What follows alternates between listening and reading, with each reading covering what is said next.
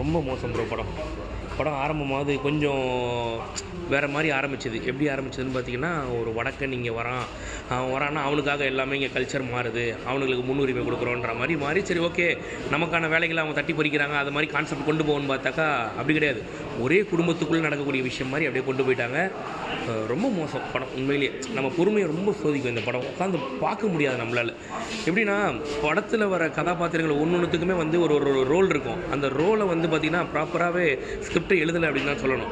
உதாரணத்துக்கு ஒரு பாட்டி கதாபாத்திரம் வரும். அந்த பாட்டியெல்லாம் வீட்டுக்குள்ளேயே தான் இருக்கும். வீட்டில் ஒரு சாவு விழுந்து கிடக்கும். அந்த சாவே அந்த பாட்டிக்கு தெரியாது. திடீர்னு மறுநாள் காலையில் பார்க்கும் சாவுன்ட்டு. அந்த பாட்டிக்கு ஒரு க்ளோஸ்அப் ஷாட் வைப்பாங்க. அது உட்காந்து அழுதுட்டு கிடக்கும். என்ன பண்ணணும்னே தெரியாம என்னென்னோ பண்ணி வச்சிருக்கானுங்க. அது மாதிரி இது ஒரு படத்துலேயே சேர்த்துக்கல. உண்மையிலேயே செகண்ட் ஹாஃப்லாம் சீக்கிரம் படத்தை முடியணுன்ற மாதிரி இருக்கும். ரொம்ப மோசம் படம். என்ன சொல்ல வரானுங்க அப்படின்னாக்கா, வெளிநாட்டிலேருந்து இங்கே வேலைக்கு வரான் இல்லையா, அவனும் மனுஷன் தான், அவனுக்கும் வயிற்று போல தான் வரான், அவனே நம்ம ஆளுங்களாம் பாரு அப்படின்றானுங்க. இது இப்படி வார்த்தையில் சொல்லிட்டு போயிருந்தாலும் எழுந்து கிளம்பி போயிருக்கலாம். நம்ம படமாக எடுக்கிறது உயிர் எடுத்து வச்சிருக்கானுங்க. ரொம்ப மோசம் படம். படத்தோட பாசிட்டிவ்னா, படத்தோட ஆரம்பம் நல்லா இருந்துச்சு. ஒரு பானிபூரி சீனில் ஆரம்பிக்கும். டீ கடையிலேயே பானிபூரி பஜ்ஜி போண்டா அதெல்லாம் இருக்காது. ஏன்டான்னு கேட்டாக்கா, இங்கே பூரா வடநாட்டுக்காரங்க வந்துட்டாங்க, அவங்க இதை தான் விரும்புகிறாங்க அப்படின்னு அந்த ஒரு சீன் நல்லாயிருக்கும். இன்ட்ரோல் பிளாக் ஒரு ட்விஸ்ட்டோட முடிச்ச மாதிரி இருக்கும். ஒரு போலீஸ் திடீர்னு உள்ளே வரும். சரி ஓகே, ஒரு ட்விஸ்ட்டோட முடிச்சிருக்கானுங்கப்பா.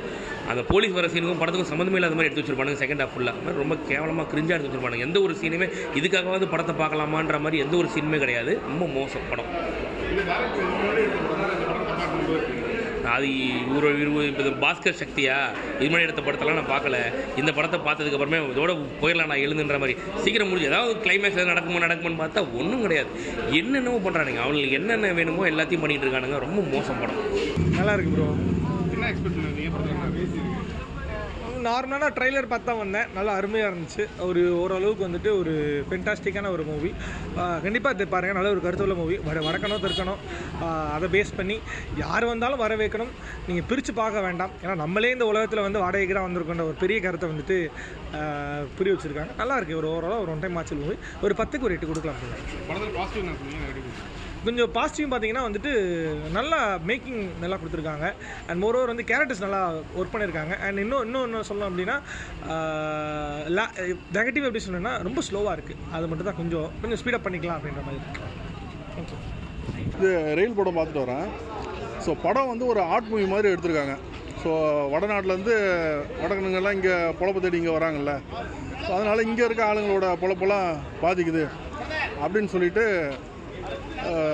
எல்லாருக்கும் ஒரு ஃபீல் இருக்குது. ஸோ இந்த ஹீரோ பார்த்திங்கன்னா, அவன் ஒரு பொறுப்பில்லாத ஒரு ஆள் தான். ஸோ அதனால அவனுக்கு பொழப்பு பாதிக்குது. இருந்தாலும் அவனுக்கு அந்த வடக்கன் மேலே ஒரு கோவம் வருது. ஸோ இது மாதிரி அந்த படம் ட்ராவல் போயிட்டுருக்கு.